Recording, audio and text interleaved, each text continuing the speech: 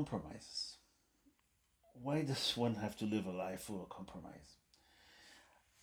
It was a time of the year to pick a new phone, and I had a choice between Apple, Sony, Samsung, and each one of these phones had good things and bad things, weak points and strong points.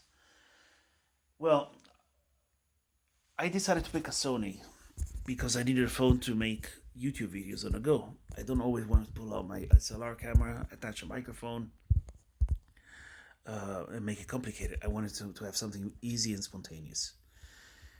The iPhone, I think, had the best video overall. Samsung had this Note 8 has two great cameras, both of them stabilized, but the audio wasn't fantastic as far as I've seen and or heard.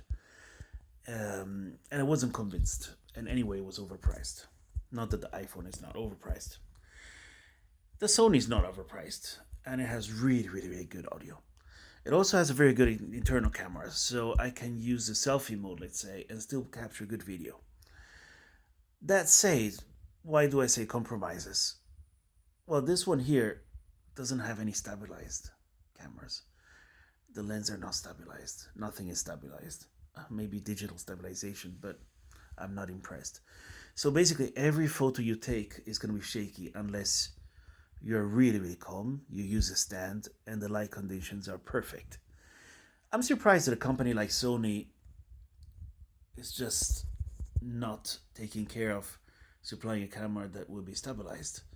They do it on all their other products, but we learned to notice that what Sony does well in one of their departments doesn't really move over to other departments. It looks like each one of their departments is doing their own thing and they don't communicate.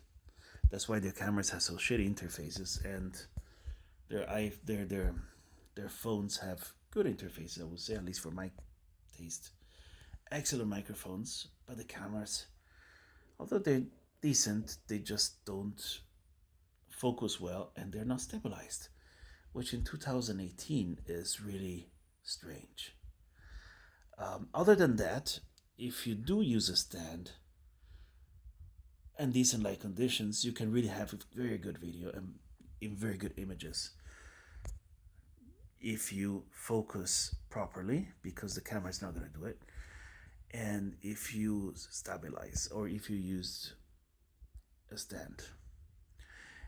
On the next videos, I will post a few photo samples from the Sony and compare it to iPhones, and we'll see what the photo side looks like.